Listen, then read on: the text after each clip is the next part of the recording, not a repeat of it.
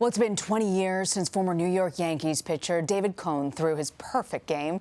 Cone is one of just 23 pitchers to complete the feat. He also won 5 World Series and the 1994 Cy Young Award. He's reflecting on his 17-year career in a new book, Full Count: The Education of a Pitcher. Arlene Quijano asked Cone about his perfect game and the state of labor tensions in the game right now. I'm going to milk it the rest of my life, right? I mean, I'm so thankful to have that moment. It's a signature moment, and the further removed I get from it, the more I appreciate it. It was Yogi Berra Day. I was 36 years old, in the twilight of my career, so I could really appreciate the magnitude of the moment. But I remember being so carefree that day because all the emphasis was on Yogi. It was the first time Yogi Berra was back in Yankee Stadium. I mean, a great legendary Yankee had sort of mended the fences with the owner, George Steinbrenner, and it was all about Yogi that day. And I remember warming up before the game being so carefree, not even having a worry in the world. It was a beautiful distraction. It was a beautiful day at the stadium. It was hot. I loved it warm and hot. My arm got loose, and Don Larson was there and threw out the first pitch, and it was just kind of magical. Joe Girardi was my catcher.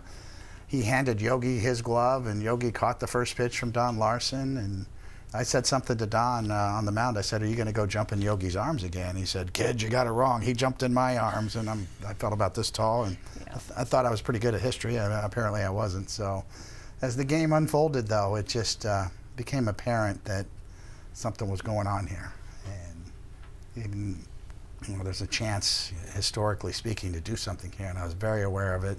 The previous year, David Wells had thrown a perfect game.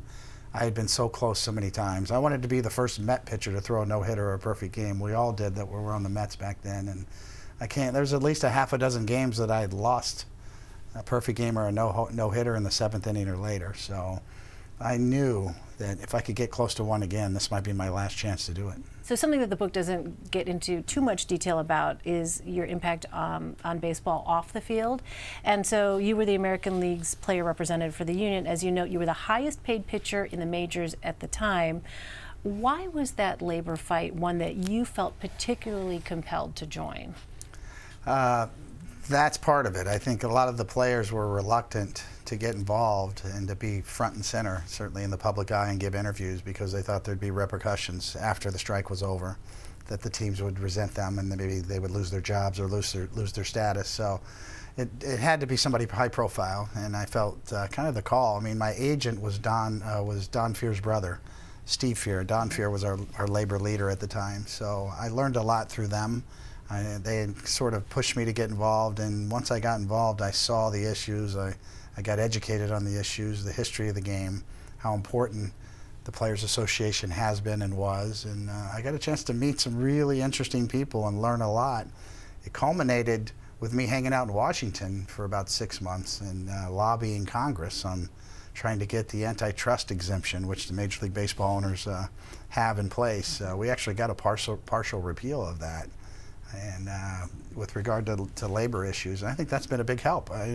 It's kind of under the radar, and not a lot of people know about that, but I think that's one of the reasons we haven't had a work stoppage really since 1994. I mean, but where do you think things are headed? Because baseball is facing some of the same issues now with free agency and the draft. I mean, when you look at the landscape, how is it that you view it? Do you see that the players and owners could be perhaps destined for a work stoppage? I don't know if we're to that point yet, but yes, there's definitely some serious negotiations that need to be had, some reevaluation on the compensation system. For the players, you can never win the battle of millionaire ball players against billionaire owners. It just doesn't work with the general public, and I get it. My dad was a blue-collar guy. He made $30,000 a year working in a meat factory in the graveyard shift, so I understand it.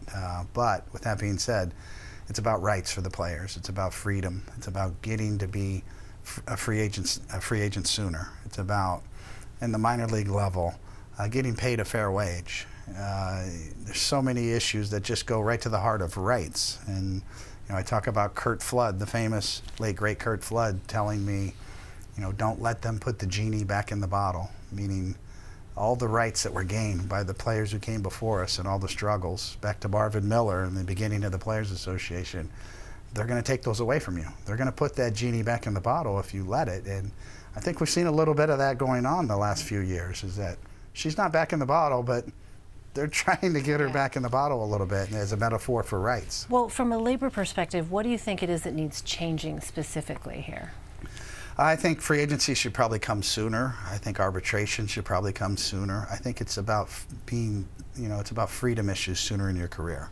We've seen a lot of manipulation of service time with some of the minor league players that are ready to come up.